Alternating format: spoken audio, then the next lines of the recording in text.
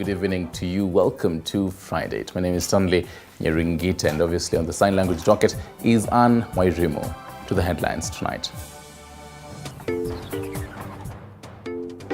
Tonight, Sirisia MP John Waluke surrenders a day after the court rejected an appeal seeking to overturn his 67 years jail sentence. Also tonight, Azimio leader Raila Odinga has slammed the international community, saying they are responsible for his loss in the August polls. Plus, 20-year-old house help sentenced to a 5-year jail term for abusing a 5-month-old baby.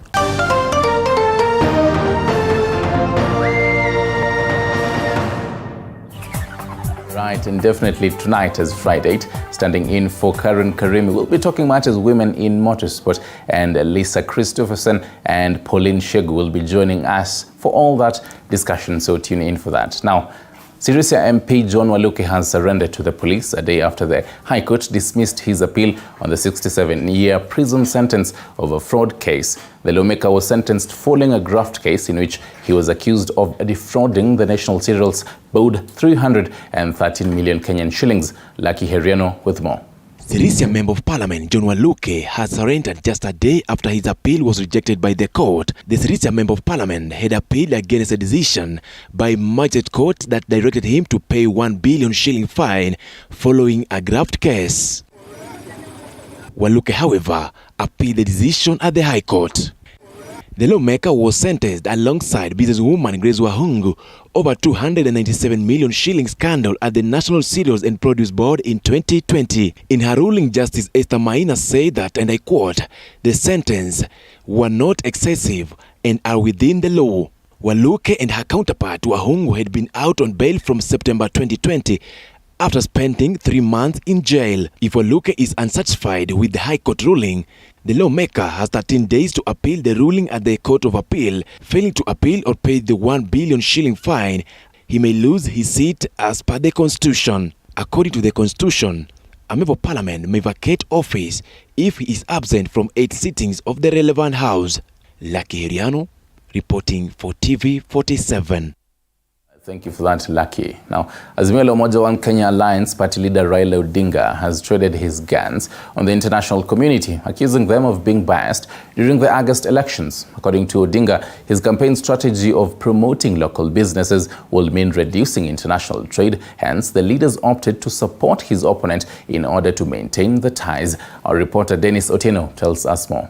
Speaking during the launch of a book published by ODM Party Executive Director Oduor Ongwen, Raila stated foreign powers and multinationals with interest in the country played a role in the loss suffered by his coalition during the August polls. You saw the chairman of the Electoral Commission running like a thief to go and announce the results. And the bigger part of the commission saying, no, these are not the results. The international community cannot condemn that kind of action. Why? Because they knew what was happening.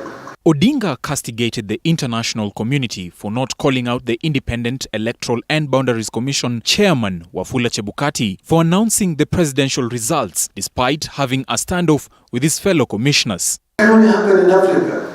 It cannot happen in Europe. It cannot happen in the United States. It is only here where the chairman of the Electoral Commission goes alone.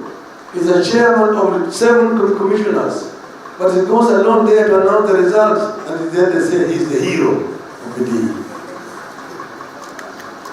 Instead of saying he's the devil of the league. According to Odinga, the election was not rigged by Kenyans, but was instead an international conspiracy, claims that both the United States of America and the United Kingdom have denied. Odinga, however, stated that despite the injustices meted on their party, they shall not surrender, but instead continue with the struggle until they liberate Kenya. But you cannot forever remain servant of the national monopoly capital. Africa must rise up. And there's a solution to this. Odinga also warned African nations of a growing and international monopoly capital where African leaders do not utilize the continent's wealth and raw materials for the benefit of the African people. The richest continent in terms of resources is not the poorest. Why? Because true African Democrats who believe in Africa and using African wealth for the benefit of the African people have not been able to get power to do so. And the international monopoly capital is not comfortable. When you're talking about making Kenya a manufacturing hub to supply the whole of Eastern and Central African region. Dennis Otieno, TV47, Nairobi. Thank you for that, Dennis. Now, the Public Service Commission has released names of 477 candidates shortlisted for the Principal Secretary position in government. Among them, IBC Chairman Wafula Chebukati's wife, Mary Chebukati, former Narok Governor Samuel Tunai, and former legislator Isaac Mwaura. After a rigorous trim and cut, the list of shortlisted applicants who are eyeing the Principal Secretary job title under the new Kenya Kwanza government has been slashed to 477. According to the Public Service Commission, 8,707 people out of the total 9,154 who had applied for the positions were asked out, while only 49 positions are available. The distribution of the 49 slots will be considered on President William Ruto's government structure, where the Prime Cabinet Secretary and a CS nominee Musalia Mudavadi will have 3 PSs. At the same time, Ministry of Defence will have only 1 PS should Professor Njuguna Ndung'u be approved to lead the National Treasury. 2 PSs will be steering dockets of finance and economic planning. The Foreign Ministry will have 2 PSs, just like the Ministry of Gender. Among the notable names featuring on the list are former Narok Governor Samuel Tunai, ex-Kisii County Deputy Governor Joash Mangi, and former nominated Senator Isaac Mwaura. Others are former Wajir legislator Ahmed Kolosh and former Isiolo woman representative Rehema Jeldesa and wife to IBC chairperson Wafula Chebukati, Mary Chebukati. Over 15 PSs and CISs who are under Uhuru Kenyatta's administration are also seeking another shot at the public service, including Health PS Susan Mochache, Esther Koimet, Belio Kipsang, and PS Agriculture Francis Owino, among others. The selection interviews will be held from the 12th to the 22nd October 2022 at the PNC head office. Right. Moving on, the National Assembly has invited members of the public to make the submissions ahead of the vetting of the 22 Cabinet Secretary nominees, including Attorney General, and Secretary to the Cabinet. According to the Clerk of the National Assembly, Sarah Kioko, the Committee on Appointments requires citizens to participate in the process by presenting the written statements on the suitability of CS designates with attachments of tangible evidence on the submissions. Elizabeth Mutuku with more. The National Assembly intra next week is full of business, top on the agenda being approval of members selected to sit in 4 important committees, among them Appointment Committee, as per Speaker's directive in Thursday's sitting. The formation of the House Business Committee paves way for the formation of crucial Appointment Committee. Of the names of the members of the House Business Committee, the clerk is hereby directed to cause the list to be published in the order paper on Tuesday, 11th October 2022. The clerk is also directed to ensure that the names of the members to serve in the Committee on Selection and the Committee on Appointments are presented to the House Business Committee when the committee sits on Tuesday, 11th October 2022. The committee consists of Speaker as the chairperson, the Deputy Speaker, the leaders of majority and minority parties, their deputies, and not more than 22 other members nominated by the House Business Committee on the basis of proportional party membership in the House. The committee is expected to commence the approval hearings and is expected to table a report in Parliament on or before 28 days are over, which might be adopted or not. With respect to any member belonging to any party other than a parliamentary party, as your Speaker, I will endeavor to ensure the power afforded to me by Standing Order 174(2)B is upheld. I will not accept or approve any list of committee membership that does not take into account the interests of independent members and parties other than parliamentary parties, the ones we commonly refer to as small parties. The opportunity for Kenyans to present their submissions on designate cabinet secretaries comes even as some members of parliament allied to the Azimio One Kenya coalition and some civil societies raised integrity queries over the appointment of some of the CS nominees. Make Musalia Mudavadi a cabinet secretary without portfolio. Forget about all those titles. CG Prime what? CG what? Those are neither here nor there. If we look at the Constitution clearly, a plain reading of the Constitution in terms of constituting of the cabinet, what he has done is simply to make Musalia Mudavadi some nebulous. It is a cabinet where a majority of the people there are incompetent and they are not able to do the work of a cabinet secretary. You can imagine Aisha Jumwa being in charge of civil service. Civil servants are one of the most highly competent and educated Kenyans. And now here they are being led by someone whose even education background is not clear. Parliament is also expected to constitute the 12-member powerful Parliament Service Commission, with storm brewing in Azimio One Kenya affiliate parties over who will sit in the commission. Elizabeth Mutuku, TV47, Nairobi. Thank you for that, Elizabeth Mutuku. Now to a rather shocking story. A house help has been sentenced to 5 years in prison after she was found guilty of feeding a 5-month-old baby nasal mucus and dirt from her private parts. Violet Auma brings us a roundup report of this shocking case, together with election petitions in various courts today. A house help has been sentenced to 5 years in prison after she was found guilty by a Nairobi court of doing the unthinkable to a 5-month-old baby by feeding the baby mucus from her nasal. 20-year-old Catherine Mukoya inserted her fingers in her private parts and forced the baby to lick them. Senior Resident Magistrate Festus Tarer said the offense that was committed by Mukoya was serious in nature and she deserves a custodial sentence. The court was told that the accused person committed the offense in Feather Estate on 28 July 2022. Elsewhere, a petition challenging the election of Homa Bay County Governor Gladys Wanga is set to begin Friday. Former Nairobi Governor Evans Kidero, who vied for the seat as an independent candidate, filed the petition at the High Court challenging the results. That the hearing shall commence on 24th of November 2022. It will continue on 25th, 26th, 27th, 28th, 29th, 30th and 31st of November 2022. IEBC declared Wanga as a winner with 244,559 votes against Kidero's 154,182 votes.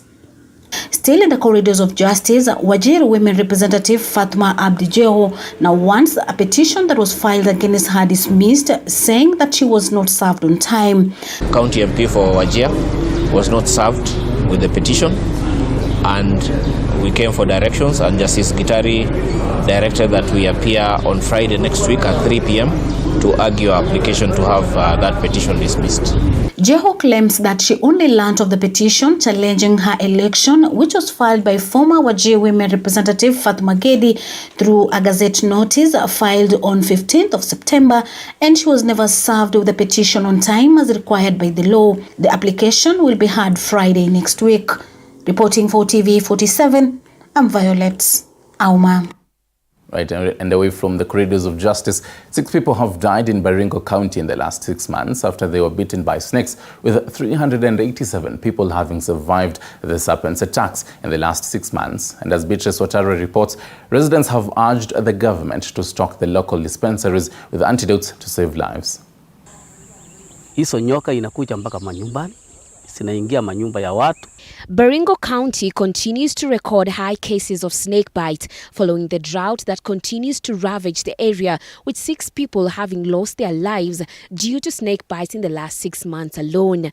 A resident, Eli Biwot, narrates how he escaped death by a whisker after he was bitten by a snake, urging hospitals in the area to stock antivenom as well as train residents on how to administer first aid after a snake bite attack.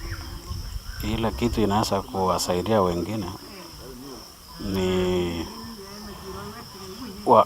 waweze kupewa mafunzo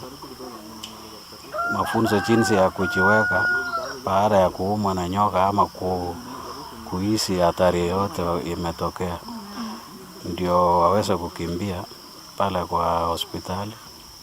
Haya mahospitali tunaomba waweze kuweka haya madawa ya kutibu magonjwa kama haya ya kuumwa na nyoka. Area Chief Joshua Kipsere, while confirming the death of 6 victims, has attributed the adverse effects of climate change and drought experience in parts of Baringo to the rise in cases of snake bites in the area, adding that the snakes highly target parks and homesteads. Sana wanakaa karibu na mahali watu wanapita, yani hii mambo ya tunaita barabara ya miguu ama ya kukanyaga na miguu. Winnie Bore, in conjunction with Snabi Kenya, have launched a robust plan through sensitization of residents that will also ensure hospitals in the area have enough supply of antivenom. We want to improve access of antivenom in those facilities.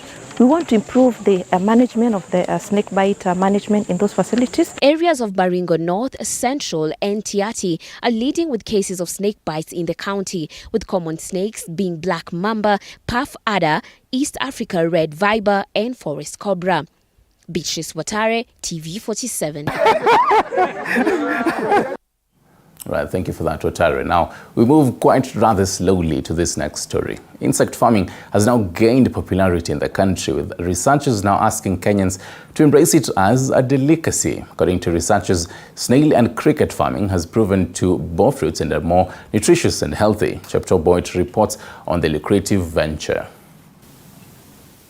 As deforestation reduces the natural habitat of the African giant snail, entrepreneurs are carving out a profitable niche market which farms for the delicacy whose slime demand is on the rise.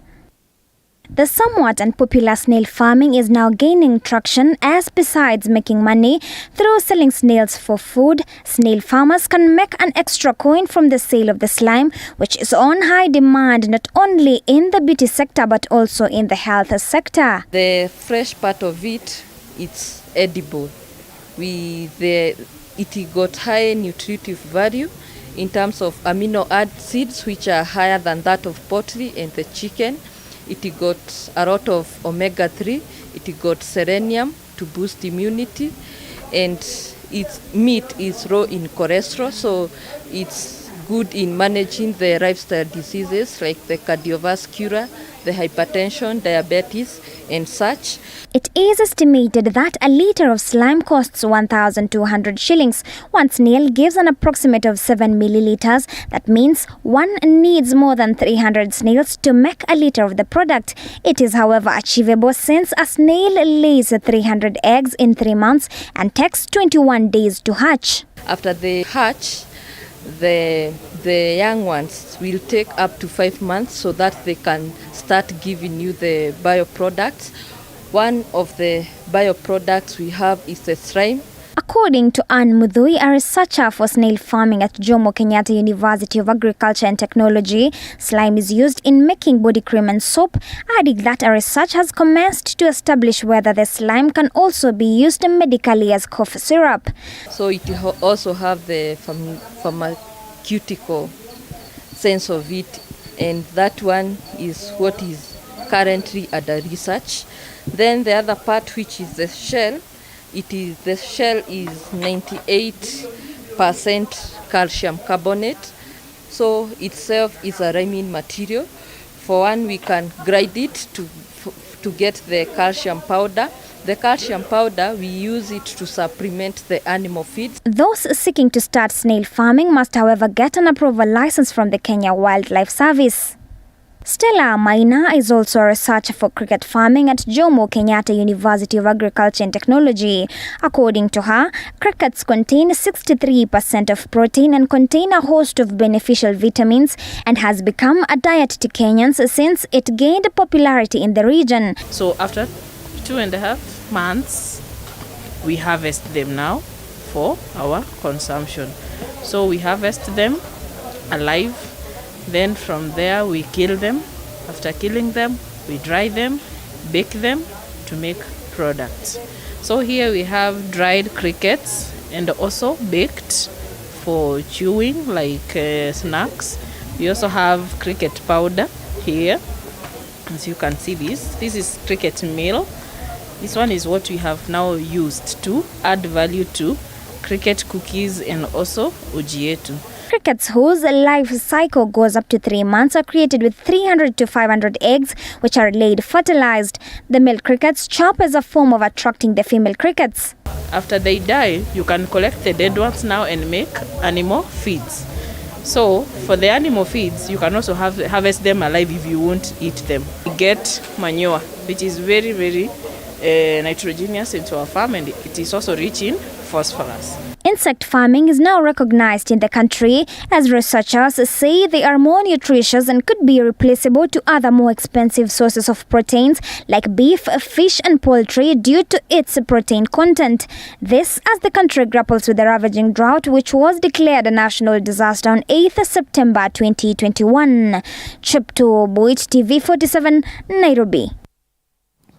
Well, thank you, Chepto Boit, for that. Quite interesting. Eating snails and all that.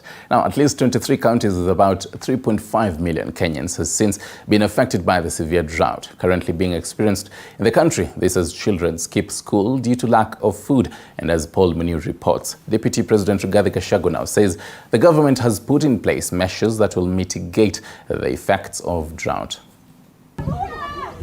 Drought continues to ravage North Igembe region, Meru County, as the pupils are forced to skip classes because of lack of food. Tukitoka hizo mashule tunawapata wako kwa miti wakichuna hizi matunda za msitu hiyo. Na ukiwaangalia kabisa medically ukiwaangalia they are all malnourished. Sababu ile kitu wanapata ndio wanakula. Sasa afya yao imedhoofika. Activists in the area have urged the government to offer relief food to residents to keep children in school. Tumetakmili hali ya hapa Igembe North na ni mbaya sana. Tafadhali, msaada wa chakula unahitajika kwa dharura. Naomba tu kwa unyenyekevu, kila mtu ambaye ni mtu akona utu, the government, tafadhali let us come together and give these people a borehole ama boreholes. We can actually have more boreholes than any other place. In Machakos County, over 3,000 farmers from 3 sub-counties are set to benefit from a free tilling program that was launched today by the county government. Leo tumeanza program ya chakula mezani tractor program. The county boss Wavinya Ndeti says that the program will improve food security in the region and create a market for the farmers once their produce is harvested. Hii chakula mezani ni part ya programu yetu ile tulisema tutaleta ya food security katika Machakos County. Addressing the press earlier today, Deputy President Rigathi Gachagua laid down the Kenya Kwanza government plans that will help mitigate the challenges currently being faced as a result of the drought. All water agencies across the country have mobilized 100 water buses that will be deployed in all the areas that have been badly affected to assist in getting water to human beings and livestock, so that we can address the water shortage that is prevalent in those areas. Paul Munir, TV 47. And at the same time, the county assembly speakers from 47 counties are undergoing an induction training in Mombasa County. The induction, which was officially launched by the Speaker of the Senate, Amason Kingi, is set to equip the speakers with the required competence in running their responsibilities. Our reporter Patronila Goren with the details. Privilege to declare this induction workshop officially open. Thank you. This is an induction for county assembly speakers that was officially launched by the Speaker of the Senate, Amason Kingi, that seeks to provide training to the speakers of the county assembly. Kingi emphasized on the need for speakers to work in harmony with the members of the county assemblies and shun standoffs that have been witnessed previously. You as the speakers have the onerous duty of cultivating a culture of harmony and consensus building, not only in matters internal to the House, but also in its formal dealing with county executive.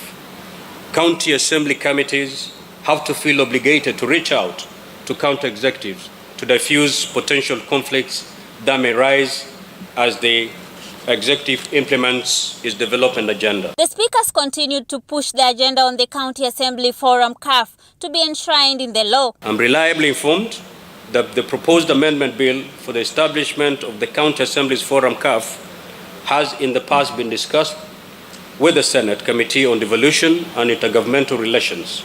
Nonetheless, the process hit a dead end.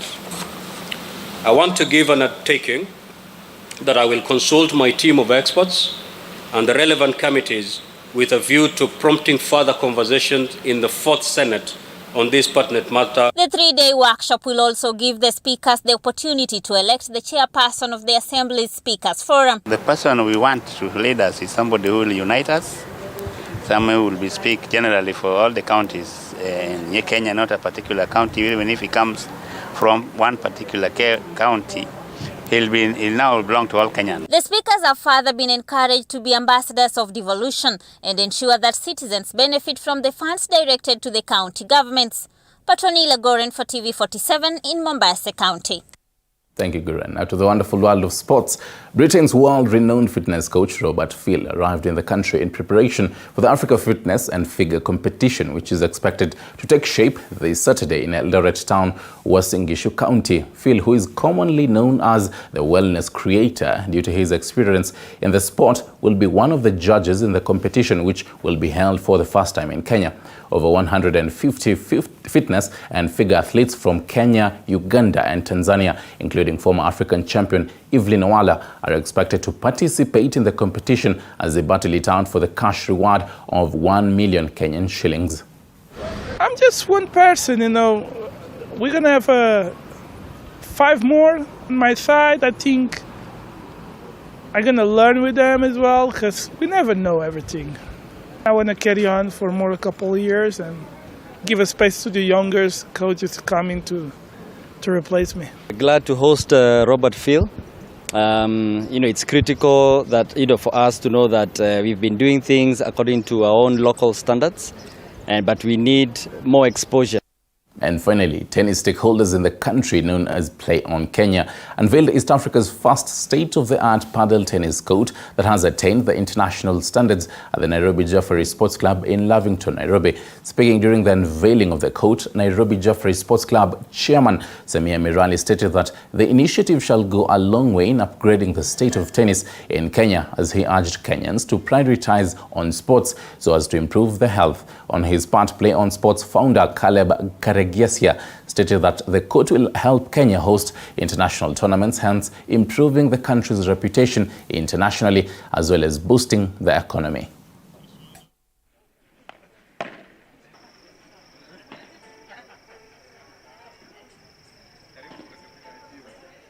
I think most of you have had the opportunity to watch people play or have had a chance to play in the last couple of weeks that it's been open. I've been here a couple of times, loved it. I had seen it in Dubai the first time and always thinking that when will such a thing come to Kenya?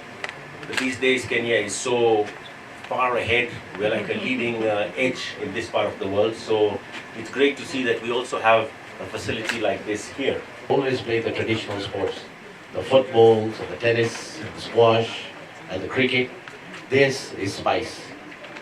So all